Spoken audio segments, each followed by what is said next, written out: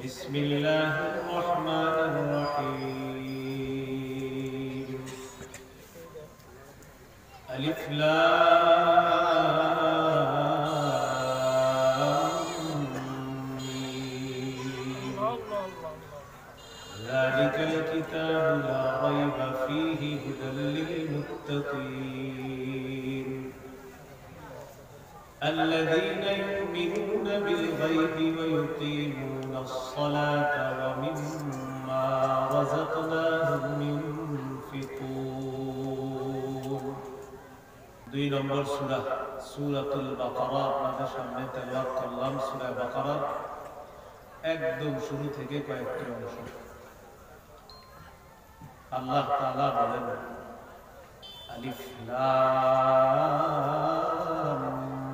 মিম আলিফ লাম মিম এটার উদ্দেশ্য আল্লাহ ভালো জানেন আল্লাহই ভালো এটার উদ্দেশ্য আল্লাহ তাআলা সবচেয়ে ভালো জানেন যালিকাল কিতাবু লা রাইবা ফীহ এই কিতাব এটা যে আল্লাহর কিতাব এতে কোনো সন্দেহ নেই সূরা বাকারা 23 নম্বর আয়াতে আল্লাহ তাআলা বলেন ওয়া ইন কুনতুম ফি রাইবিন মিম্মা নাযালনা আলা আবদিনা ফাতু বিসূরাতিন মিন মিসলি আল্লাহ তাআলা বলেন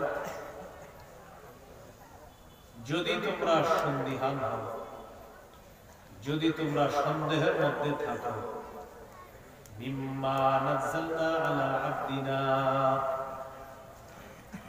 যদি তোমরা সন্দেহের মধ্যে থাকো এই কিতাবের ব্যাপারে যে কিতাব আমি আমার বান্দার উপর নাযিল করেছি সুবহানাল্লাহ মুহাম্মদ সাল্লাল্লাহু আলাইহি সাল্লামের উপর যে কিতাব নাযিল করেছি এটার ব্যাপারে যদি তোমরা সন্দিহান হও যদি সন্দেহের মধ্যে থাকো ফাতু বিসূরাতিন মিন মিথলি তাহলে তোমরা কোরআনের একটা সূরার মতো সূরা আইনা দেখাও বানিয়ে দেখাও পরের পৃষ্ঠা 1 নম্বর পারা 4 নম্বর পৃষ্ঠা শুরুতে আল্লাহ জবাব দিয়ে দিচ্ছেন এই কথা ফাইল্লাম তাফআলু ওয়া লাম তাফআলু যদি তোমরা না পারো আর কিছুতেই তোমরা পারো না সুবহানাল্লাহ যদি তোমরা একটা সূরা বানাইতে না পারো আল্লাহ বলেন আর কিছুতেই তোমরা পারো না এটাও বলে দিয়েছেন সুবহানাল্লাহ ফাত্তাকুন নারাল্লাতী ওয়াকুদুহান নাস ওয়াল হিজারা তাহলে ওই আগুনকে ভয় করো যে আগুনের জ্বালানি হলো মানুষ এবং পাথর যে আগুন আল্লাহ জানাবে মানুষ দিয়ে এবং পাথর দিয়ে আগুনকে তোমরা ভয় করো তাহলে এই আয়াতের মধ্যে আমরা শিখলাম কোরআনের ব্যাপারে যদি তোমাদের কোনো সন্দেহ থাকে তোমরা যদি সন্দিহান হও তাহলে কোরআনের সূরার মতো একটা সূরা তোমরা বানিয়ে দেখো আল্লাহ জবাব দিয়ে দিচ্ছেন যদি তোমরা না পারো আর কিছুতেই তোমরা পারবে না তো যেহেতু পারবে না সেহেতু এই আগুনকে ভয় করো যে আগুনের জ্বালানি মানুষ এবং আল্লাহ বলেন এটা যে আল্লাহর কিতাব এতে কোনো সন্দেহ নাই সাথে সাথে সূরা বাকারার 23 নম্বর আয়াতে চ্যালেঞ্জ ছুড়ে দিলেন আমি আমার বান্দা মুহাম্মদ সাল্লাল্লাহু আলাইহি সাল্লামের উপর যে কোরআন নাযিল করলাম এটার ব্যাপারে যদি কোনো সন্দেহ থাকে তোমাদের তাহলে একটা সূরা বানায় দেখো আল্লাহ নিজেই জবাব দিয়ে দিচ্ছেন যদি তোমরা না পারো আর কিছুতেই তোমরা পারবে না সূরা ইউনূসের 37 নম্বর আয়াতে আল্লাহ তাআলা বলেন ওমা কানা হাযাল কুরআন আন ইফতারা মিন দুনিল্লাহ ولكن تصديق الذي بين يديه وتفصيل الكتاب لا ريب فيه من رب العالمين وما كان هذا القرآن أن يفترى من دون الله আল্লাহ তাআলা বলেন আল্লাহ ছাড়া এই কোরআন কারো পক্ষ থেকে বানানো হয় নাই ওমা কানা হাদাল কুরআন এই কোরআন আইয়ুফতারা বানানো হয় নাই তৈরি করা হয় নাই মিন দুনিল্লাহ আল্লাহ ছাড়া কারো পক্ষ থেকে এটা আলোচনা করা হয় নাই, তৈরি করা হয় নাই, বানানো হয় নাই। ولكن تصديق الذي بين يديه وتفصيل الكتاب لا ريب فيه من رب العالمين। الله আকবার। এই কোরআন তার পূর্বে যত কিতাব আছে এই কিতাবগুলোকে সত্যায়নকারী এবং এই কোরআন তার পূর্বের সমস্ত কিতাবের ব্যাখ্যা দানকারী হলো এই কোরআন। সুবহানাল্লাহ। শেষে কি বলে দেখেন, লা রাইবা ফীহি, কোরআনের মধ্যে কোনো সন্দেহ নাই, মির রাব্বিল আলামিন, এটা বিশ্ব জগতের রবের পক্ষ থেকে অবতীর্ণ কিতাব, এই কথায় কোনো সন্দেহ নাই। কোরআন রবের পক্ষ থেকে অবতীর্ণ কিতাব, এতে কোনো সন্দেহ নাই। সূরা আলিফ লাম মিম আস-সাজদা 2 নম্বর আয়াতে আল্লাহ বলেন, তানজিলুল কিতাবি লা রাইবা ফীহি মির রাব্বিল আলামিন। এই কিতাব আল্লাহর পক্ষ থেকে নাযিলকৃত, লা রাইবা ফীহি, এতে কোনো সন্দেহ নাই, মির রাব্বিল আলামিন, এটা বিশ্ব জগতের রবের পক্ষ থেকে নাযিলকৃত কিতাব, এতে কোনো সন্দেহ নাই। এই হলো লা রাইবা ফীহি। এরপরে আল্লাহ বলেন, হুদাল্লিল মুত্তাকিন, এই কোরআন মুত্তাকিদের জন্য হেদায়েত। মুত্তাকিদের জন্য হেদায়েত কখন দিবে এই কোরআন আপনাকে আমাকে হেদায়েত? যদি এই কোরআন অনুযায়ী চলি, কোরআন পড়ি। আল্লাহ তাআলা বলেন, ইন্না হাযাল কুরআনা ইয়াহদি লিল্লাতী হিয়া আকওয়াম ওয়া ইউবাশশিরুল মুমিনিনা আল্লাযীনা ইয়া'মালুনাস সালিহাত আন্না লাহুম আজরান কাবীরা। আল্লাহ তাআলা বলেন, নিশ্চয়ই এই কোরআন ইয়াহদি লিল্লাতী হিয়া আকওয়াম, মানুষকে ওই রাস্তা দেখায় যে রাস্তা অধিক সহজ সোজা, সবচেয়ে সোজা রাস্তা এই কোরআন মানুষকে দেখায় দেয়। সিরাতে মুস্তাকিম, এই কোরআন মানুষকে দেখায় দেয় সঠিক রাস্তা, সোজা রাস্তা মানুষকে দেখায় দেয়। ওয়া ইউবাশশিরুল মুমিনিনা আল্লাযীনা ইয়া'মালুনাস সালিহাতি আন্না লাহুম আজরান কাবীরা। সুবহানাল্লাহ। আল্লাহ তাআলা বলেন, কোরআন মুমিনদেরকে সুসংবাদ দিয়ে দেয়। আল্লাযীনা ইয়া'মালুনাস সালিহাত, যারা নেক কাজ করবে, যারা ভালো কাজ করবে, তাদেরকে কোরআন সুসংবাদ দেয়। আন্না লাহুম আজরান কাবীরা, তাদের জন্য তাদের রবের কাছে মহা পুরস্কার রয়েছে। সুবহানাল্লাহ। এর আরেকটা মাগফিরা, ক্ষমা, কাবীরা বড় ক্ষমা, বিরাট ক্ষমা। এই বিরাট ক্ষমা মানে এতটাই ক্ষমা করবে আল্লাহ, প্রচুর পুরস্কৃত করবে, এতটাই ক্ষমা করবে। তো আল্লাহ তাআলা বলেন, এই কোরআন হেদায়েত দেয়, সঠিক পথ দেখায়, অধিক সঠিক রাস্তা যেটা এটা দেখায়। মুমিনদের মধ্যে যারা নেক কাজ করে তাদেরকে সুসংবাদ দেয়, মৃত্যুর পর আল্লাহর কাছে তাদের জন্য বিরাট ক্ষমা তথা মহা পুরস্কার রয়েছে। সুবহানাল্লাহ। এই হলো হুদাল্লিল মুত্তাকিন, কোরআন হেদায়েত। সূরা আলী ইমরানের 138 নম্বর আয়াতে আল্লাহ বলেন, হাযা বায়ানুল লিন্নাস ওয়া হুদান ওয়া মাউইযাতুল লিল মুমিনিন। আল্লাহ তাআলা বলেন, হাযা বায়ানুল লিন্নাস, এই কোরআন মানুষের জন্য সঠিক পথ প্রদর্শন। বায়ানুল লিন্নাস, স্পষ্ট ব্যাখ্যা করে কোরআন। ওয়া হুদা, কোরআন হেদায়েত। ওয়া মাউইযাতুল লিল মুমিনিন, মুমিনদের জন্য কোরআন হলো ওয়াজ। আরেক জায়গায় আছে মাউইযাতুল লিল মুত্তাকিন, যারা মুত্তাকি, যারা তাকওয়া অবলম্বন করে, কোরআন এই মুত্তাকিদের জন্য হেদায়েত। কোরআন মুত্তাকিদের জন্য ওয়াজ, নসিহত, যে ওয়াজ তাকে এমন ভাবে গড়ে তুলবে জান্নাতের রাস্তা দেখাবে। সুবহানাল্লাহ। তো এইটা আল্লাহ বলেন, হাদা বায়ানুল লিন্নাসি ওয়া হুদা ওয়া মাউইযাতুল লিল মুত্তাকিন। আল্লাহ তাআলা বলেন, এই কোরআন মানুষের জন্য স্পষ্ট ব্যাখ্যা দান করে, স্পষ্ট পথ নির্দেশ করে।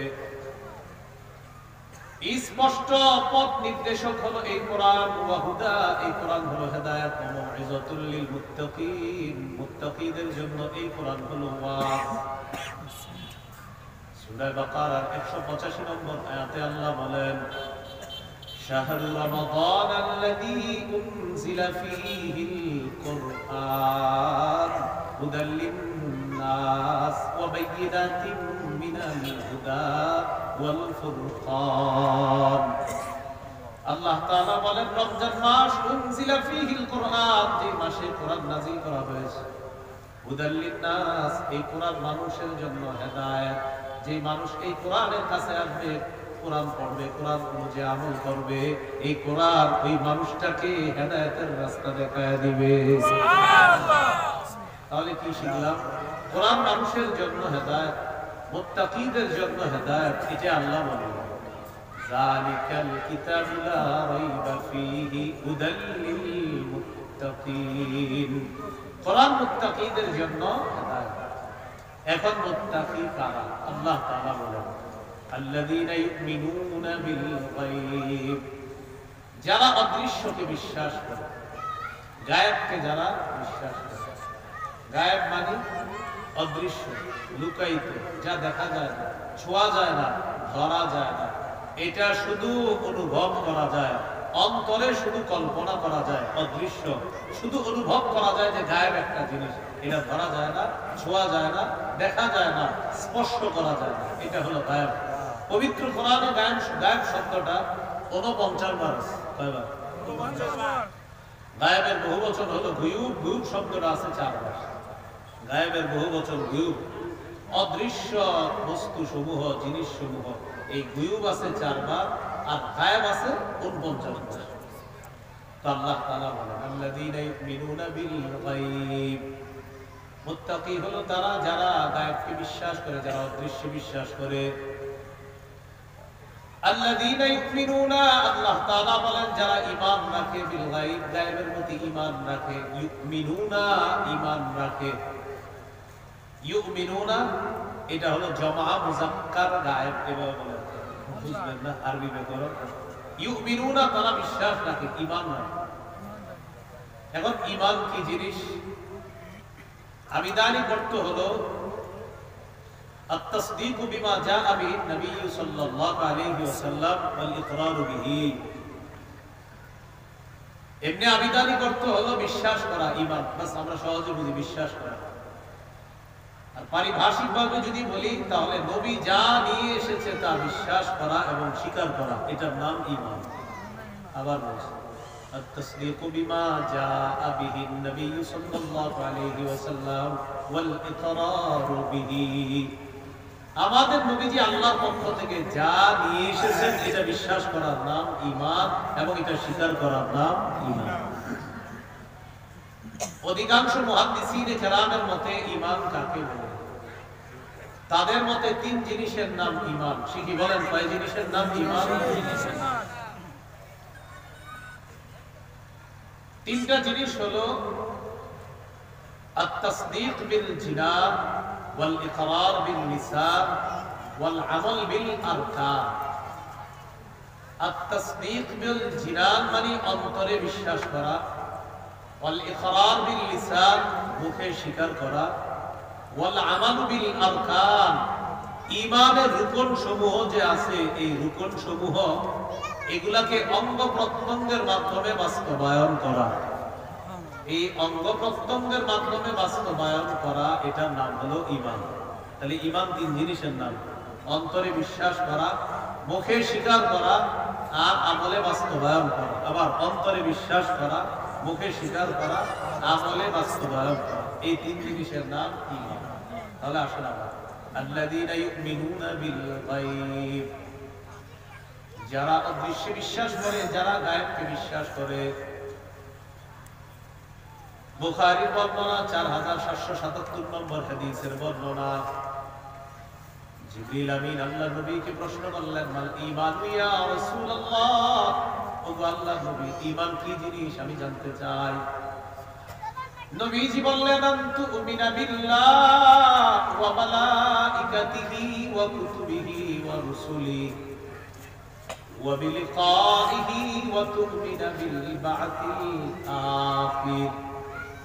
নবীজি বললেন 6টা জিনিসকে মৌলিকভাবে বিশ্বাস করার নাম হলো ঈমান। বলেন কয় জিনিসকে মৌলিকভাবে বিশ্বাসের নাম ঈমান? 1 নাম্বার আল্লাহকে বিশ্বাস করা, 2 নাম্বার ওয়া মালাইকাতিহি আল্লাহর ফেরেশতাদেরকে বিশ্বাস করা, 3 নাম্বার ওয়া কুতুবিহি আল্লাহর কিতাবগুলো বিশ্বাস করা, 4 নাম্বার ওয়া রাসূলিহি আল্লাহ যত রাসূল পাঠিয়েছে সবাইকে বিশ্বাস করা, 5 নাম্বার ওয়া বিলিকাইহি আল্লাহর সাথে সাক্ষাৎ এই বিষয়টা বিশ্বাস করা, 6 নাম্বার ওয়া তুমিনা বিল বাসিল আখির আমাদের মৃত্যু হবে, মৃত্যুর পর আবার আল্লাহ আমাদেরকে পুনরুত্থান করবেন, কিয়ামতের মাঠ কায়েম করবেন, এই পরের জগৎটা বিশ্বাস করা। এই 6 জিনিসের নাম হলো ঈমান। তাহলে আবার বলছি আল্লাহ বিশ্বাস করা, ফেরেশতাদেরকে বিশ্বাস করা, আল্লাহর কিতাবগুলো বিশ্বাস করা, রাসূলদেরকে বিশ্বাস করা, আল্লাহর সাথে সাক্ষাৎ বিশ্বাস করা, মৃত্যুর পর আবার পুনরুত্থান করা হবে আমাদেরকে, এটা বিশ্বাস করা। এই 6 জিনিসের নাম হলো ঈমান। তো আল্লাহকে দেখি আমরা? না দেখলেও বিশ্বাস করতে হবে। এই হলো গায়েবে বিশ্বাস করা। জান্নাত দেখি না, জাহান্নাম দেখি না, ফেরেশতা দেখি না, কত জিনিস আছে দেখি না, যেটা বিশ্বাস করতে হবে। পরকালের হাজারো বিষয়বস্তু আছে যেগুলো আমরা দেখি না, এই না দেখেও বিশ্বাস করতেছি। এটাই হলো আল্লাযীনা ইউমিনুনা বিল গায়ব। আল্লাহকে দেখি আমরা? যারা আল্লাহকে না দেখে ভয় করবে তাদের জন্য আল্লাহর পক্ষ থেকে ক্ষমা এবং বিরাট পুরস্কারের ঘোষণা। সূরা মুলকের 12 নম্বর আয়াতে আল্লাহ বলেন, ইন্নাল্লাযীনা ইয়াখশাউনা রাব্বাহুম বিল গায়বি লাহুম মাগফিরাতুন ওয়া আজরুন কাবীর। আল্লাহ তাআলা বলেন, ইন্নাল্লাযীনা ইয়াখশাউনা রাব্বাহুম বিল গায়ব, যারা আল্লাহকে না দেখে ভয় করে, লাহুম মাগফিরাতুন তাদের জন্য ক্ষমা, ওয়া আজরুন কাবীর এবং তাদের জন্য বিরাট পুরস্কার আল্লাহর কাছে রেখে দিয়েছেন। সুবহানাল্লাহ। আল্লাহ আমার সাথে বলেন, আল্লাহকে দেখি না। বলেন আল্লাহকে দেখি না, বিশ্বাস করি, বিশ্বাস করি। আল্লাহকে দেখি না, আল্লাহকে দেখি না, ভয় করি, ভয় করি। তাহলে আল্লাহকে দেখি না, বিশ্বাস করি, আল্লাহকে দেখি না, ভয় করি। আল্লাহ বলেন আমাকে দেখো না, বিশ্বাস করো, আমাকে দেখো না, ভয় করো, তোমার জন্য ক্ষমা, তোমার জন্য বিরাট পুরস্কার। সুবহানাল্লাহ। আর এই বিশ্বাস যদি আপনার সরিষার দানা পরিমাণ হয়, বলেন কি পরিমাণ? সহিহ বুখারীর বর্ণনা 44 নম্বর হাদিস, قال رسول الله صلى الله عليه وسلم يخرج من النار من قال لا اله الا الله وفي قلبه وزن شعيرة من خير وفي قلبه وزن برة من خير وفي قلبه وزن ذرة من خير يعني من إيمان। নবীজি বলেন, যার অন্তরে গম পরিমাণ, যার অন্তরে জব পরিমাণ, যার অন্তরে সরিষার দানা পরিমাণ ঈমান আছে, আমি নবী ঘোষণা করলাম এই সরিষার দানা পরিমাণ খাঁটি ঈমান থাকার কারণে একদিন এই ব্যক্তি জাহান্নাম থেকে বের হয়ে আল্লাহর জান্নাতের মেহমান হয়ে যাবে। তাহলে আবার একটু বলি, বলেন আল্লাহকে দেখি না, আল্লাহকে দেখি না, বিশ্বাস করি, বিশ্বাস করি। আল্লাহকে দেখি না, আল্লাহকে দেখি না, ভয় করি, ভয় করি। তাহলে আল্লাহকে দেখি না, বিশ্বাস করি, বিশ্বাস নিয়ে যাবে জান্নাতে। আল্লাহকে দেখি না, ভয় করি, ভয় এটার পুরস্কার আল্লাহ বলেন ক্ষমা, আর বিরাট পুরস্কার আমি আল্লাহ রেখে দিয়েছি তোমার। এই হলো আল্লাযীনা ইউমিনুনা বিল গায়ব। এরপরে আল্লাহ বলেন মুত্তাকিদের 2 নাম্বার পরিচয়, ওয়া ইউকিমুনাস সালাত। মুত্তাকিদের 1 নাম্বার পরিচয় যারা আল্লাহকে না দেখে বিশ্বাস করে, 2 নাম্বার পরিচয় যারা নামাজ কায়েম করে। সবাই বলেন কি কায়েম করে? নামাজ। গুরুত্বপূর্ণ আলোচনা হবে ইনশাআল্লাহ। নামাজ কায়েম হওয়ার কি জিনিস? কি কায়েম করে? নামাজ। নামাজ কায়েম। আরে নামাজ প্রথম কথা হলো নামাজ। এটা হলো কালিমার পরে সবচেয়ে শ্রেষ্ঠ গুরুত্বপূর্ণ আমল ইবাদত হলো কি? নামাজ। আবু দাউদের 1449 নম্বর হাদিসের বর্ণনা। عن عبد الله بن فشيل الخصابي رضي الله تعالى عنه أن رسول الله صلى الله عليه وسلم سئل أي الأعمال أفضل يا رسول الله নবীজিকে প্রশ্ন করা হলো ইয়া রাসূলুল্লাহ আল্লাহর কাছে সবচেয়ে মহামর্যাদাপূর্ণ আমল কোনটি?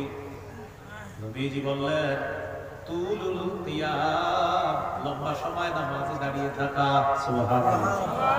আল্লাহর কাছে সবচেয়ে মহামর্যাদাপূর্ণ আমল কোনটি? নবীজি বললেন তুলুল কিয়াম, লম্বা সময় নামাজে দাঁড়িয়ে থাকা। লম্বা সময় নামাজে দাঁড়িয়ে থাকা সবচেয়ে গুরুত্বপূর্ণ আমল। রাসূলুল্লাহ সাল্লাল্লাহু আলাইহি ওয়াসাল্লাম বলেন আল মুআজামুল আওসাতুল হাদিস قال রাসূলুল্লাহ সাল্লাল্লাহু আলাইহি ওয়াসাল্লাম লা ঈমান লিমান লা আমানাতা লা। নবী বলেন যার আমানতদারিতা নাই তার ঈমানই নাই। বলেন নাউযুবিল্লাহ। এরপর নবী বলেন ওয়ালা সালাতা লিমান লা তুহুরা লা। যার পবিত্রতা নাই তার নামাজ নাই। যার পবিত্রতা নাই তার নামাজ নাই। পবিত্রতা ছাড়া কেমনে নামাজ পড়বে? এরপর নবী বলেন ওয়ালা দীন লিমান লা সালাতা লা। যার নামাজ নাই তার দ্বীন নাই। যার নামাজ নাই তার দ্বীন নাই। বলেন যার নামাজ নাই তার দ্বীন নাই।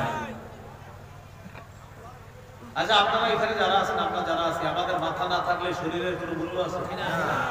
নবীজি বলেন ইন্নামা মাউদিউস সালাহ মিনাদ দ্বীন কামাউদিউর রাসি মিনাল জাসাদ।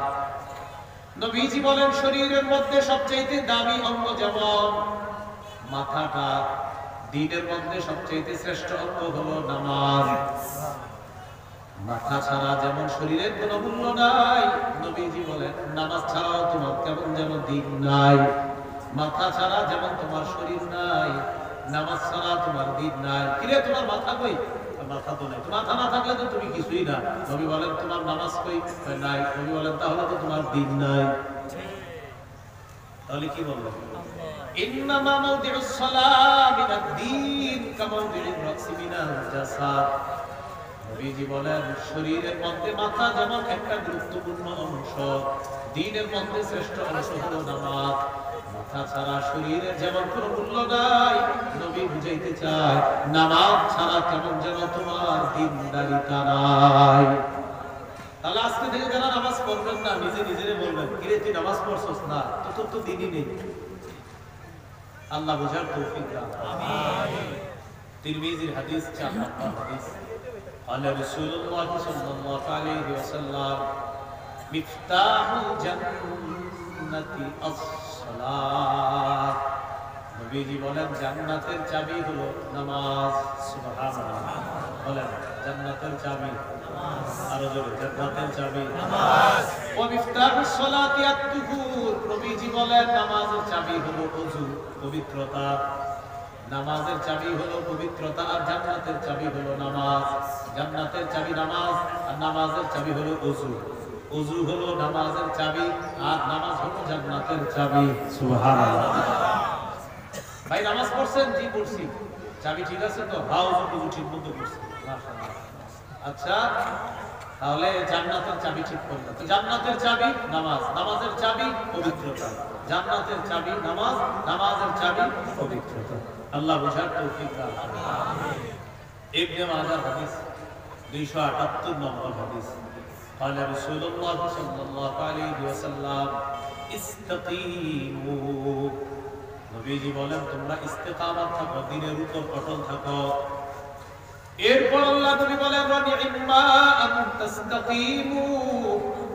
দ্বীনের উপর অটল থাকা এটাই কল্যাণকর। দ্বীনের উপর মজবুত থাকা এটাই হলো কল্যাণকর। এরপর আল্লাহ নবী বলেন ওয়া'লামু আন্না মিন আফযালি আ'মালিকুম আস-সালাহ। আল্লাহ নবী বলেন তোমাদের ইবাদতের মধ্যে, আমলের মধ্যে শ্রেষ্ঠ আমল হলো নামাজ পড়া। সুবহানাল্লাহ।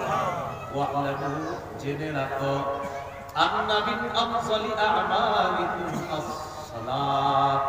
নবীজি বলেন তোমাদের সবচেয়ে শ্রেষ্ঠ আমল হলো নামাজ। কি বললেন? জেনে রাখো তোমাদের শ্রেষ্ঠ আমল হলো নামাজ। হাদিসের শেষে নবীজি বলেন ওয়ালা ইউহাফিজু আলাল বুজুরি ইল্লা মুমিন। কয় মুমিন নাই ওযু যত্ন সহকারে করে। সুবহানাল্লাহ। বলেন মুমিন নাই ওযু যত্ন সহকারে করে। এটা হাদিসের শেষে নবীজি বললেন। আল্লাহ আমাদেরকে পাঁচ ওয়াক্ত নামাজ যথাযথভাবে সঠিকভাবে সময় মতো আদায় করার তৌফিক দান করেন। আমিন। রাসূলুল্লাহ সাল্লাল্লাহু আলাইহি সাল্লাম বলে দিলেন শ্রেষ্ঠ আমল হলো নামাজ।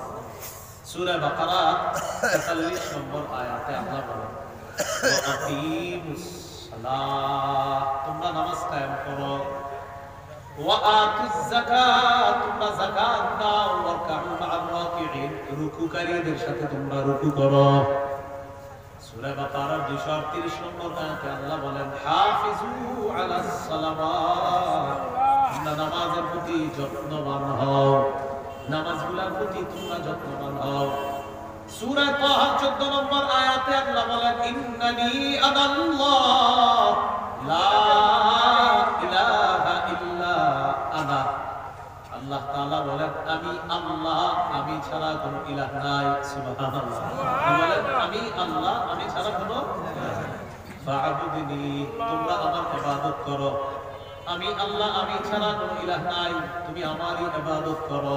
এরপরে কি বলবো ওয়া আকিমিস সালাতা লিযিকরি, ওয়া আকিমিস সালাতা লিযিকরি, ওয়া আকিমিস সালাতা লিযিকরি, আমার স্মরণে নামাজ কায়েম করো। সুবহানাল্লাহ। আমাকে স্মরণ করার জন্য নামাজ পড়ো। তাহলে এখান থেকে বোঝা যায় আল্লাহকে স্মরণ করার শ্রেষ্ঠ একটা পদ্ধতি নামাজ। পড়বনি ইনশাআল্লাহ। ইনশাআল্লাহ। সূরা আনকাবুতের 45 নম্বর আয়াতে আল্লাহ বলেন মা উহিয়া ইলাইকা মিনাল কিতাবি ওয়া আকিমিস সালাত, আপনার উপর যে কোরআন অবতীর্ণ করা হয়েছে হাবিব, এই কোরআন আপনি তেলাওয়াত করে শোনায় দেন, ওয়া আকিমিস সালাত, আপনি নামাজ কায়েম করেন।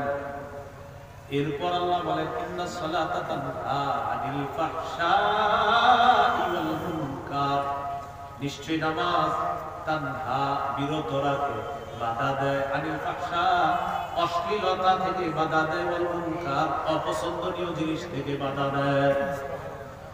তাহলে মুত্তাকিদের 2 নাম্বার বৈশিষ্ট্য ওয়ায়ুকিমুনাস সালাহ, যারা নামাজ কায়েম করে। বলেন যারা কি কায়েম করে? যারা নামাজ কায়েম করে। এটা হলো মুত্তাকিদের 2 নাম্বার বৈশিষ্ট্য। আমরা যেন নামাজ কায়েম করতে পারি, আল্লাহ তাআলা তৌফিক দান করেন। আমিন। এখন নামাজ কায়েম করা কি উদ্দেশ্য? সবাই বলি তাহলে মনে থাকবে। বলেন নামাজ কায়েম দ্বারা, নামাজ প্রতিষ্ঠিত করার উদ্দেশ্য হলো, নামাজ কায়েম করার উদ্দেশ্য হলো মৌলিক 5টি কাজ করা। আমি বলি আপনারা মন দিয়ে শোনেন 5টি কি।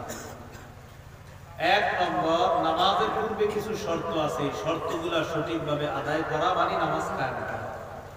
2 নাম্বার, রুকু সিজদা ধীরস্থির ভাবে করা মানে নামাজ কায়েম করা। 3 নাম্বার, খুশু খুজুর সাথে নামাজ পড়া মানে নামাজ কায়েম করা। 4 নাম্বার, ঘরের সবাইকে নামাজের হুকুম করা মানে নামাজ কায়েম করা। 5 নাম্বার, রাষ্ট্রের সবাইকে নামাজের কথা বলা, মুসলমানদেরকে নামাজের কথা বলা মানে নামাজ কায়েম করা। এই হলো নামাজ কায়েম দ্বারা 5 উদ্দেশ্য। তাহলে আমি উদ্দেশ্যগুলো বলি, আপনারা একদম মন দিয়ে শুনেন, মেধাটা অন্যদিকে সরাবেন না। 1 নাম্বার, আল মুহাফাজাতু আলা শুরুতিস সালাত, নামাজ কায়েম করার দ্বারা 1 নাম্বার উদ্দেশ্য হলো নামাজের পূর্বের শর্তগুলো গুরুত্ব দেওয়া। নামাজের পূর্বে কি শর্ত? শরীর পাক, কাপড় পাক, নামাজের জায়গা পাক, সতর ডাকা, কিবলামুখী হওয়া, অক্তমত নামাজ পড়া, নামাজের নিয়ম। বক্তব্যের বাচ্চা, এই মাদ্রাসার বক্তব্যের বাচ্চা আছে যারা, ওরাও পারে, পারে না? কিন্তু আমাদের অনেকে পারে না। বক্তব্যের বাচ্চা পারলেও কিন্তু আপনারা যারা জি বলছেন, সব জিয়ের মধ্যে যারা আছেন তারাও কিন্তু আশা করি পারেন সবাই। ভয় আছে যে না পারেন। নামাজের পূর্ববর্তী শর্ত 1 নাম্বার, শরীর পাক করা। সূরা মাইদার 6 নম্বর আয়াতে আল্লাহ বলেন ইয়া আইয়ুহাল্লাযীনা আমানু ইযা قمتم إلى الصلاة فاغسلوا وجوهكم وأيديكم إلى المرافق وامسحوا برؤوسكم وأرجلكم إلى الكعبين আল্লাহ তাআলা বলেন যখন তোমরা নামাজের ইচ্ছা করো তখন তোমরা তোমাদের চেহারা ধৌত করো, হাত ধৌত করো, মাথা মাসে করো, পা ধৌত করো। ওযুর ফরজ কয়টা বলেন? এটা ফরজের কথা সূরা মাইদার 6 নম্বর আয়াতে আল্লাহ বলে দিয়েছে। নামাজের ইচ্ছা যখন করো চেহারা ধৌত করো, হাত ধৌত করো, মাথা মাসে করো, পা গুলো ধৌত করো। তাহলে শরীর পাক করা মানে ওযু না থাকলে ওযু করা। সহিহ বুখারীর বর্ণনা 6956 নম্বর হাদিস। عن أبي هريرة رضي الله تعالى عنه قال قال رسول الله صلى الله عليه وسلم لا يقبل الله صلاة أحدكم إذا أحدث حتى يتوضأ নবীজি বলেন আল্লাহ তাআলা তোমাদের কারো নামাজ ততক্ষণ কবুল করেন না যতক্ষণ ওই ব্যক্তি ওযু না থাকলে ওযু করবে, ততক্ষণ তাদের নামাজ আল্লাহ কবুল করেন না। তোমাদের কোনো ব্যক্তির ওযু নাই, ওযু না করা পর্যন্ত তার নামাজ আল্লাহ তাআলা কবুল করেন না। তাহলে ওযু না থাকলে ওযু করা, আর গোসল ফরজ হলে গোসল করা। সূরা মাইদার 6 নম্বর আয়াতে আল্লাহ বলেন ওয়া ইন কুনতুম জুনুবান ফাত্তাহহারু, যদি তোমাদের উপর গোসল ফরজ হয় তাহলে তোমরা গোসল করে নিবা। তাহলে শরীর পাক করা দ্বারা উদ্দেশ্য হলো ওযু না থাকলে ওযু করা, গোসল ফরজ হলে গোসল করা, এরপরে কাপড় পবিত্র করা। আল্লাহ তাআলা সূরা মুদাসসিরের 4 নম্বর আয়াতে বলেন ওয়া থিয়াবাকা ফাতাহহির, নবী আপনি আপনার কাপড়গুলো পবিত্র করেন। সহিহ বুখারীর বর্ণনা 227 নম্বর হাদিস। جاءت امرأة النبي صلى الله عليه وسلم فقالت أرأيت إحدانا تحيض في الثوب فكيف تصنع يا رسول الله। এক মহিলা আল্লাহর নবীর কাছে আসছে, আসার পর বলি ইয়া রাসূলুল্লাহ আমাদের কারো কাপড়ের মধ্যে নাপাকি লাগলে এই নাপাকি পবিত্র করার উপায় কি আপনার কাছে জানতে চাই। নবীজি বলেন 1 নাম্বার তাহুত্তুহু, কাপড়ের মধ্যে নাপাকি লাগলে এই নাপাকি ঘষে উঠানোর চেষ্টা করা। 2 নাম্বার সুন্নাতু রিসুলু বিল মা, ওই কাপড়টা পানির মধ্যে এইভাবে নিগড়িয়ে নেবে। 3 নাম্বার অতন্দাহু, এরপর ভালোভাবে চিপার পর এটা শুকাতে দিবে। সুম্মা তুসাল্লি ফিহি, এরপর এই পবিত্র কাপড়ে নামাজ আদায় করবে। তাহলে নামাজের পূর্ববর্তী শর্ত হলো কাপড় পাক করা। সহিহ বুখারী 227 নম্বর হাদিস থেকে আমরা জানলাম কাপড় পাক করা এটাও নামাজ কায়েম করা। কাপড় পাক করে ওই পবিত্র কাপড়ে নামাজ পড়া মানেও নামাজ কায়েম করা। এরপরে নামাজের জায়গা পবিত্র করা। আপনি যেখানে নামাজ পড়বেন এটা পবিত্র কিনা, এই নামাজের জায়গাটা পবিত্র কিনা এই খোঁজ খবর নেওয়া মানেও নামাজ কায়েম করা। সহিহ বুখারী 438 নম্বর হাদিসের বর্ণনা। قال رسول الله صلى الله عليه وسلم أعطيت 5 لم يعطهن أحد من الأنبياء قبلي। আল্লাহ নবী বলেন আমাকে 5টি জিনিস দেওয়া হয়েছে যা অতীতের কোন নবীকে দেওয়া হয় নাই। 1 নাম্বার মুসিরতু বিররুবি মাসিরাতা শাহরিন, নবী বলেন আমি যখন কোন এলাকায় জিহাদের উদ্দেশ্যে বের হই 1 মাসের দূরত্বে বেঈমানদের অন্তরে আমার ব্যাপারে ভীতি সৃষ্টি করে দেওয়া হয়। সুবহানাল্লাহ, আমি বের হয়েছি আমার ব্যাপারে কাফেরদের অন্তরে আল্লাহ ভীতি সৃষ্টি করে দেন। 2 নাম্বার ওয়াজুইলাত লিয়াল আরদু মাসজিদান ওয়া তাহুরা, নবীজি বলেন এই গোটা জমিনটা আমার জন্য পবিত্র করে দেওয়া হয়েছে এবং সিজদার স্থান বানিয়ে দেওয়া হয়েছে। সুবহানাল্লাহ। নবীজি বলেন আমার উম্মতের যখন কারো নামাজের সময় হয়, কৃষক ভাই আপনি কৃষি কাজ করতেছেন, হঠাৎ নামাজের সময় হয়েছে, নবীজি বলেন সেখানে যদি তুমি ওযু করো, আশেপাশে যদি তোমার কোনো মসজিদ না থাকে, কৃষক তাকায় দেখে লম্বা এরিয়ার মধ্যে কোথাও মসজিদ নাই, সেখানে আপনি পাশে পবিত্র পানি দিয়ে ওযু করে ওই জমিনের মধ্যে নামাজ আদায় করে নিলেন, আমাদের নবী বলেন আল্লাহ তাআলা তার নামাজ কবুল করে নেবেন। কেন? আমার উম্মতের জন্য গোটা জমিন পবিত্র। এবার এখান থেকে শিখলাম কি শরীর পাক, কাপড় পাক, নামাজের জায়গা পাক। নামাজের জায়গা পুরোটাই পবিত্র, আমরা অপবিত্র বানাই, এটাকে আমরা কি করি? অপবিত্র বানাই। এরপরে সতর ঢাকা। সূরা আরাফের 31 নম্বর আয়াতে আল্লাহ বলেন, ইয়া বানি আদামা খুযু যিনাতাকুম, হে আদম সন্তান, তোমরা প্রত্যেক নামাজের সময় তোমাদের বেশভূষা ধারণ করো, সুন্দর পোশাক পরে নামাজ আদায় করো। গ্রামগঞ্জের অনেকে আমরা কি করি, মাশাআল্লাহ, গোসল করে কোনো মতে গামছাটা গায়ে দিয়ে দূর মসজিদে, গরমকালে বিশেষ করে মসজিদের পাশে গোসল করে। তো যেহেতু গোসলটা করিয়ে ফেলছি আর নামাজটা দাঁড়ায় যাবে একটু করে, নামাজটা করিয়ে যে গামছা দিয়ে বের হবে, একটু সুন্দর পোশাক করে আসেন না, বাড়িতে যান, আধা ঘন্টা আছে এখনো নামাজে। তো আপনি বাড়িতে গিয়ে লুঙ্গিটা ঠিক মতো শুকাতে দেন, এরপর পাঞ্জাবি পরে সুন্দরভাবে রবের সামনে এসে সবচেয়ে সুন্দরভাবে দাঁড়াবেন, কারণ আমি আমার রবের সামনে দাঁড়াচ্ছি। সতর থেকে সুন্দরভাবে দাঁড়াবেন। মাশাআল্লাহ, গামছা ছাড়া শুধু গায়ে দেন আপনাদের, মাশাআল্লাহ দেখতেও তো আচ্ছা যাই হোক, তো এইরকম করবেন। এই হলো আপনার সতর ঢাকা। এরপরে কিবলামুখী হওয়া। 17-18 মাস আল্লাহ নবী বাইতুল মুকাদ্দাসের দিকে ফিরে নামাজ পড়ে, কিন্তু মন চায় কাবার দিকে ফিরে নামাজ পড়তে, মন চায়, কিন্তু মুখ দিয়ে বলে না, কারণ আল্লাহ হুকুম তো, এই জন্য হুকুম নিয়ে তো কিছু বলা যাবে না। তাই মন চায় কাবার দিকে আবার কিবলাটা হোক, কিন্তু মুখ দিয়ে বলে না, কারণ আল্লাহর হুকুম বাইতুল মুকাদ্দাসের দিকে ফিরে নামাজ পড়া, তাই নামাজ পড়ে, কিন্তু মনটা চায় কাবার দিকে পড়তে। তো মনের উপর তো কারো নিয়ন্ত্রণ নেই। আল্লাহ তাআলা বলেন, কদ নারা তাকাল্লুবা ওয়াজহিকা ফিস সামা, হাবিব আপনি বারবার আকাশের দিকে কেন মাথা উঠান, আমি আল্লাহ কিন্তু জানি। সুবহানাল্লাহ, আপনার চেহারা বারবার আকাশের দিকে উঠান, আবার নামান তাকাল্লুবা ওয়াজহিকা ফিস সামা, এই যে আপনি চেহারাটা এইভাবে আকাশের দিকে কেন উঠান আমি জানি। ফালানুওয়াল্লিয়ান্নাকা কিবলাতান তারদাহা, আপনার মনের চাহিদা হলো কাবা দিকে যেন আমি আমার কিবলাটা করে দেই। ঠিক আছে, যান, আমি আপনার পছন্দ অনুযায়ী শীঘ্রই আমি কিবলা আবার কাবার দিকে করে দিব। নামাজের মধ্যে আছে 4 রাকাত পড়া নামাজ, 2 রাকাত পড়ে গেছে।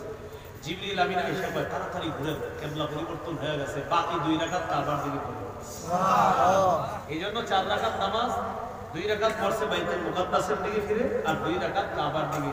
যেই জায়গায় নামাজটা নবী পড়ছে ওই মসজিদটাকে বলা হয় মসজিদু যিল কিবলাতাইন, 2 কিবলার মসজিদ।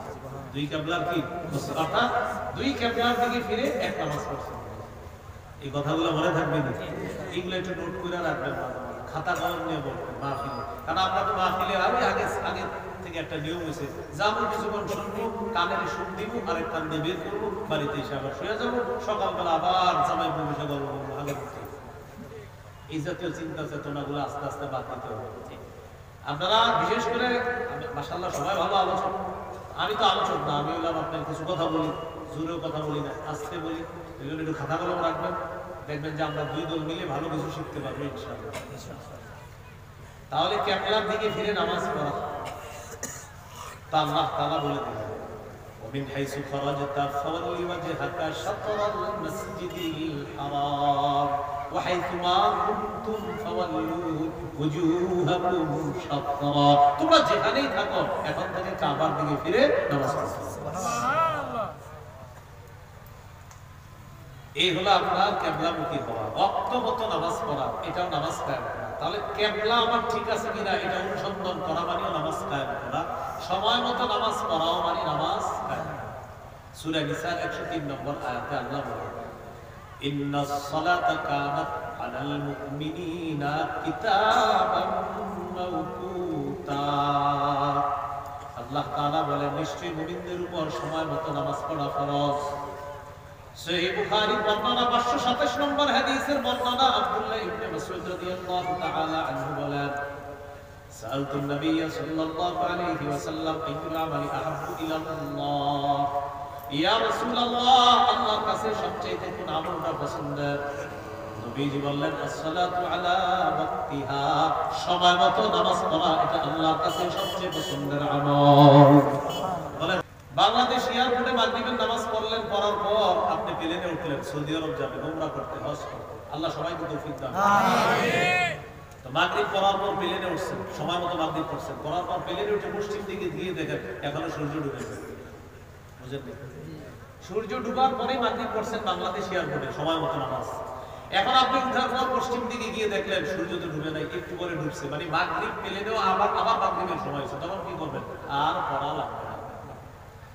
নামাজ একবারই ফরজ হয়, আপনি একবার ফরজ আদায় করে ফেলছেন, এই জন্য আপনি পশ্চিম দিকে যতই যান সূর্য যদি নাও ডুবে একটু করে ডুবলে যাদের মাগরিব পড়া হয় নাই তারা মাগরিব পড়বে, তো আপনি তো মাগরিব পড়ে ফেলছেন, আপনার আর মাগরিব পড়তে হবে না। এটা মনে থাকবে ইনশাআল্লাহ। আল্লাহ মনে রাখার তৌফিক দান করুন। তাহলে সময় মতো নামাজ পড়া মানেও নামাজ কায়েম, এরপরে নামাজের নিয়ত করা। সহিহ বুখারীর বর্ণনা 1 নম্বর হাদিস, قال رسول الله صلى الله عليه وسلم انما الاعمال بالنيات। রাসূলুল্লাহ সাল্লাল্লাহু আলাইহি সাল্লাম বলেন, আমলের প্রতিদান বিশুদ্ধ নিয়তের সাথে, আমলের প্রতিদান বিশুদ্ধ নিয়তের সাথে। মাহফিল যে নিয়তে করেছেন আল্লাহ ওই পুরস্কার দিবে, আয়োজক যারা আছেন নিয়ত অনুযায়ী পুরস্কার পাবেন, আলোচকরা নিয়ত অনুযায়ী পুরস্কার পাবেন। যদিও আলোচকদের উদ্দেশ্য থাকে দুইটা, এক হলো সওয়াব কামাই করা, আর একটা হলো আমারে যেন সারা দুনিয়াবাসী চিনি, আমারও নিয়তের উপরে, এই জন্য কিচ্ছু পাবো না, আপনারা ঠিকই পাবেন যদি সওয়াবের নিয়ত। নাসাঈর বর্ণনা 3140 নম্বর হাদিসে রাসূল সাল্লাল্লাহু আলাইহি সাল্লাম বলেন, এক সাহাবী নবীকে প্রশ্ন করলেন, আরাআইতা রাজুলান গাজা ফি সাবিলিল্লাহি ইয়ালতামিসুল আজরা ওয়া যিকরা ফামা লাহু ইয়া রাসূলুল্লাহ। ইয়া রাসূলুল্লাহ, এক ব্যক্তি আল্লাহর রাস্তায় লড়াই করেছে, তার উদ্দেশ্য হলো দুইটা, আল্লাহর কাছে সওয়াব কামাই করা, আর একটা হলো মানুষ তাকে বলবে বড় বাহাদুর, এই কারণে সে জিহাদ করছে।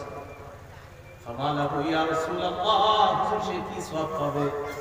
নবীজি বললেন, লা শাইআ লাহু, সে কিছুই পাবে না।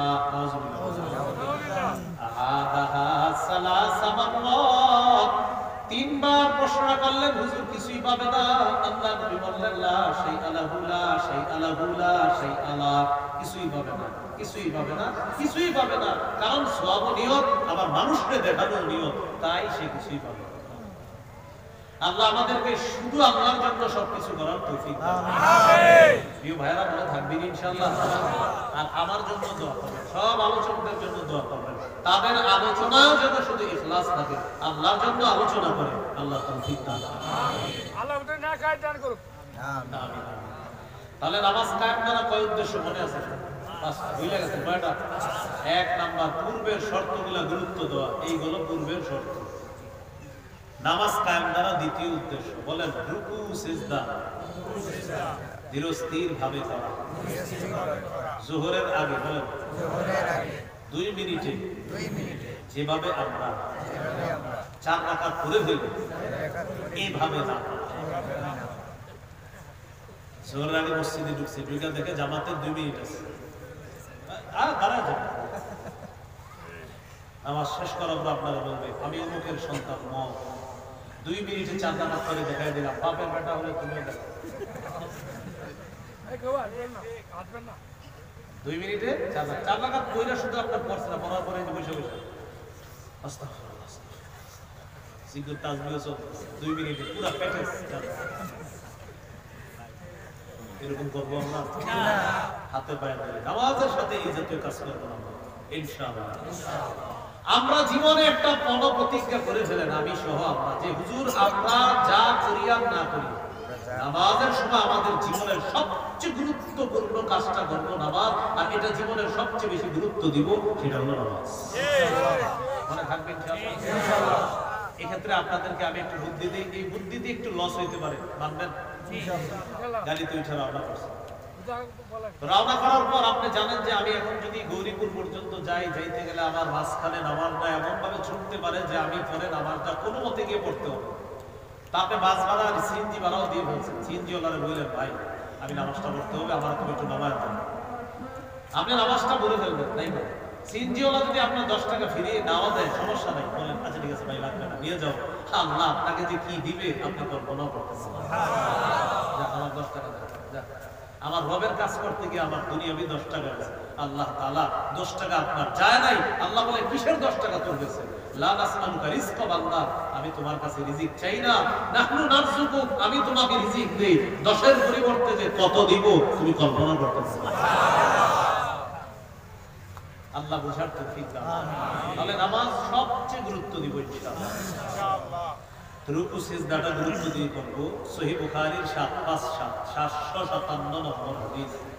রাসূল সাল্লাল্লাহু আলাইহি ওয়াসাল্লাম মসজিদে বসা, এক সাহাবী মসজিদে আসছে, আসার পর সালাত আদায় করছে। নামাজ আদায় করার পর আল্লাহ নবী রাসূল সালাম দিলেন, ফাসাল্লামা আলা নবী সাল্লাল্লাহু আলাইহি ওয়াসাল্লাম ফারাদ্দা আলাইহি। নবীজিকে সালাম দিলেন, নবীজি সালামের জবাব দিলেন। জবাব দেওয়ার পর আল্লাহ নবী বললেন, ইরজি ফাসাল্লি ফাইন্নাকা লাম তুসাল্লি।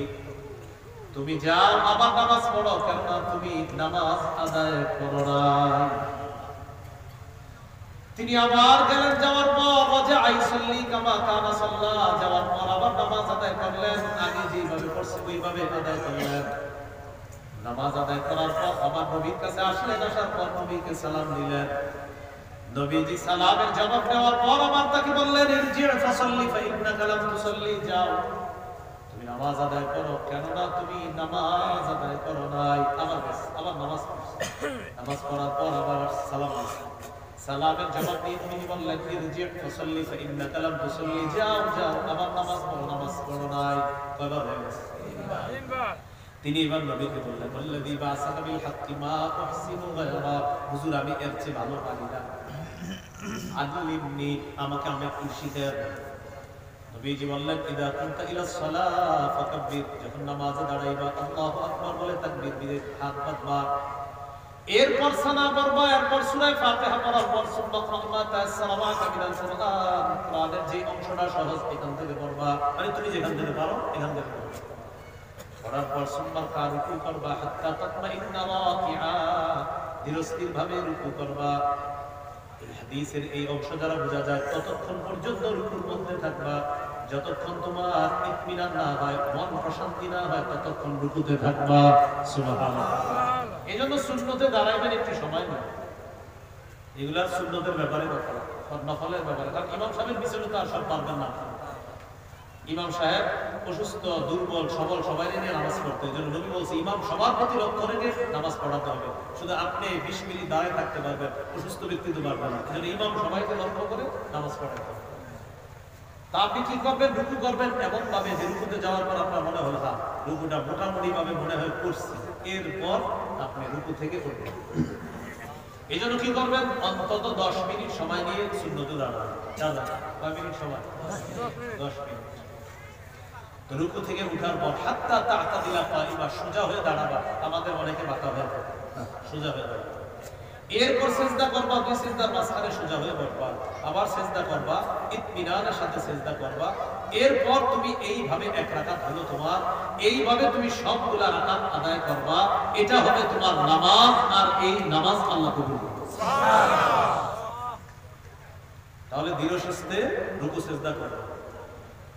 হাদিসের একটা কিতাব আছে সহিহুল জামে, কিতাবের 1671 নম্বর হাদিস। মন দিয়ে শুনেন এই হাদিসটা। আব্দুল্লাহ ইবনে ওমর একদিন দেখে এক যুবক নামাজ পড়তেছে। নামাজের মধ্যে তিনি লম্বা সময় দাঁড়িয়ে ছিলেন, কিন্তু রুকু সিজদাটা দাঁড়ানোর চাইতে একটু শর্ট করতেছে, মানে দাঁড়াইছে লম্বা সময় কিন্তু রুকুটা দাঁড়ানোর তুলনায় একটু তাড়াতাড়ি, সিজদাটা দাঁড়ানোর তুলনায় একটু তাড়াতাড়ি।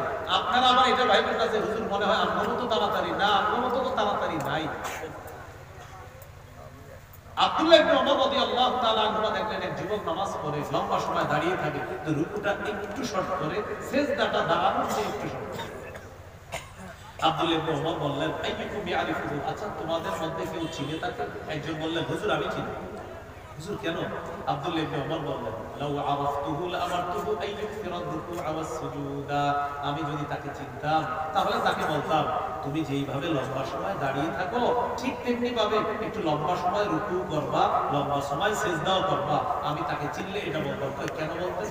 এবার তিনি বলেন, ইন্নী সামি'তু রাসূলুল্লাহ সাল্লাল্লাহু আলাইহি ওয়াসাল্লাম ইয়াকুল, আমি নবীকে বলতে শুনেছি, ইন্নাল আবদা ইযা কামা ইলাস সালাত উতিয়া বিযুনুবিহি কুল্লিহা ফাউদিআত আলা আতিকাই। মন দিয়ে শুনেন কি বলে। কোন বান্দা যখন নামাজে দাঁড়ায়, সবাই বলে, কোন বান্দা যখন নামাজে দাঁড়ায় তার সব গুনাহগুলা একত্রিত করে তার দুই কাঁধের উপর রেখে দেওয়া হয়। তাহলে কোন বান্দা যখন নামাজে দাঁড়ায় তার সবগুলা গুনাহ দুই কাঁধের উপর রেখে দেওয়া হয়। কুল্লামা রাকা ও সাজাদা, বলেন যখনই সে রুকু করে সিজদা করে, তাসাকাতাত আনহু, তখনই তার গুনাহগুলা ঝরে পড়া শুরু হয়ে যায়। তাহলে রুকু সিজদা সুন্দরভাবে করা মানেও নামাজ কায়েম করা। মনে আছে নি? 3 নাম্বার আল মুহাফাজাতু আলাল খুশুই ওয়াল খুজু, খুশু খুজুর সাথে নামাজ পড়া। ছোটবেলা থেকে শুনতে শুনতে বড় হইছি খুশু খুজুর সাথে নামাজ, কিন্তু খুশু খুজু কারে করে? বলেন আমার সাথে, তাহলে মনে থাকবে। বলেন খুশু এর সম্পর্ক কলবের সাথে, খুজু এর সম্পর্ক অঙ্গ প্রত্যঙ্গের সাথে। দেখেন আল্লাহু আকবার, নামাজে দাঁড়াইলাম, আমার কপাল আল্লাহকে সিজদা করবে, আমার হাত আল্লাহকে সিজদা করবে, পা আল্লাহকে সিজদা করবে, হাঁটু আল্লাহকে সিজদা করবে। খুজু হলো খুজু, এটা খুজু।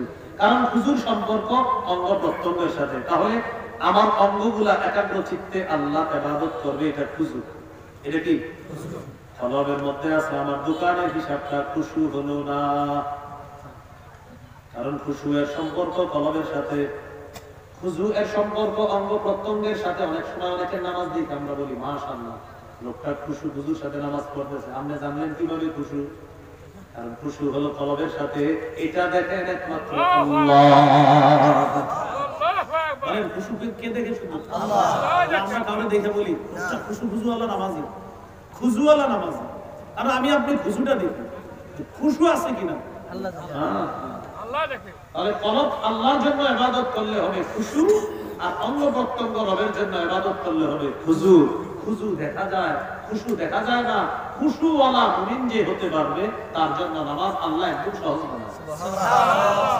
সূরা বাকারার 45 নম্বর আয়াতে আল্লাহ বলেন ইসতাঈনু বিস-সাবরি ওয়াস-সালাহ ওয়া ইন্নাহা লাকাবীরাতুন ইল্লা আলাল খাশিঈন। নামাজের মাধ্যমে, সবরের মাধ্যমে সাহায্য প্রার্থনা করো। শোনো, নামাজটা কঠিন, তবে যারা খুশুওয়ালা মুমিন, যাদের কলবে আমি আল্লাহর ইবাদতের তামান্না আছে, আগ্রহ আছে, তাদের জন্য নামাজ একদম সহজ। তাহলে এই হলো নামাজ কায়েম করা। 4 নাম্বার পরিবারকে নামাজের কথা বলা, স্ত্রীকে নামাজের কথা বলা, সন্তানদেরকে নামাজের কথা বলা। সূরা তাহা 132 নম্বর আয়াতে আল্লাহ বলেন ওয়া'মুর আহলাকা বিস-সালাত ওয়াসতাবির আলাইহা। আপনি আপনার পরিবারকে নামাজের কথা বলেন, আর ওয়াসতাবির আলাইহা, নিজেও নামাজ আদায় করেন। আপনি আপনার পরিবারকে নামাজের কথা বলেন, নিজেও ধৈর্যের সাথে নামাজ আদায় করেন। তাহলে পরিবারকে নামাজের কথা বলা মানেও নামাজ কায়েম করা। এরপরে সর্বশেষ 5 নাম্বার, রাষ্ট্রের সব মুসলমান যেন নামাজি হয়ে যায় এই চেষ্টা করা। এটার দায়িত্ব 1 নাম্বার রাষ্ট্রপ্রধানের। কোন রাষ্ট্রপ্রধান? মুসলমানদের রাষ্ট্রপ্রধান। মুসলমানদের রাষ্ট্রপ্রধান কে হবে? সূরা হজের 41 নম্বর আয়াতে আল্লাহ বলেন আল্লাযীনা ইম্মাক্কানাহুম ফিল আরদি আকামুস সালাহ ওয়া আতাউয যাকাতা ওয়া আমারু বিল মা'রুফি ওয়া নাহাউ আনিল মুনকার। আমি যাদেরকে দুনিয়ার রাষ্ট্র ক্ষমতায় বসাই তাদের 1 নাম্বার কাজ নামাজ কায়েম করবে, 2 নাম্বার যাকাত আদায় করবে, 3 নাম্বার সৎ কাজের আদেশ করবে, 4 নাম্বার অসৎ কাজে নিষেধ করবে। এই হলো রাষ্ট্রপ্রধানের কাজ হবে। আমগো কপালে এই জাতীয় রাষ্ট্রপ্রধান আছে কিনা ভালো জানে। তবে এবার আমরা দৃঢ় প্রতিজ্ঞাবদ্ধ হতে হবে, সামনের দিকে এমন ব্যক্তি কি আমরা রাষ্ট্রপ্রধান যে কোনো মূল্যে চাই।